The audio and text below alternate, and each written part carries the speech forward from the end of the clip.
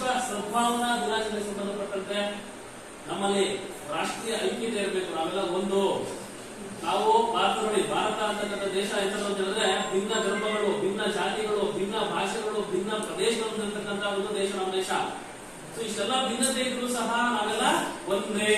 ನಾವೆಲ್ಲ ಒಂದಾಗಿರ್ಬೇಕು, ಕಿತ್ತಾಡ್ಕೋಬಾರ್ದು. ಯಾವುದೇ ಒಂದು ಸೂಕ್ಷ್ಮ ವಿಚಾರಗಳ, ಸಣ್ಣ ಪುಟ್ಟ ಸೂಕ್ಷ್ಮ ವಿಚಾರಗಳು ತೆಗೆದುಕೊಂಡು ಒಬ್ಬರಿಗೊಬ್ಬರು ಜಲ ಹೊಂದಿರ್ತಕ್ಕಂಥದ್ದು, ಧರ್ಮದ ಮಧ್ಯೆ, ಜಾತಿಗಳ ಮಧ್ಯೆ ಒಂದು ಕಿತ್ತಾಟವನ್ನು ಮಾಡಬಾರ್ದು. ಎಲ್ಲ ಸಹಬಾಳ್ವೆಯಿಂದ ಮಾಡಬೇಕು, ಮತ್ತೆ ನಾವೆಲ್ಲ ಸದ್ಭಾವನೆ ಬೆಳೆಸ್ಕೋಬೇಕು.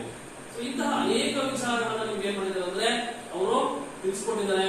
ಸೊ ನೀವು ವಿದ್ಯಾರ್ಥಿಗಳು, ನಿಮ್ಗೆ ಹೇಳಿದ್ರೆ ನೀವು ಕೇಳಬೇಕಂತ ಸಾಮರ್ಥ್ಯ ನಿಮ್ಮಲ್ಲಿದೆ.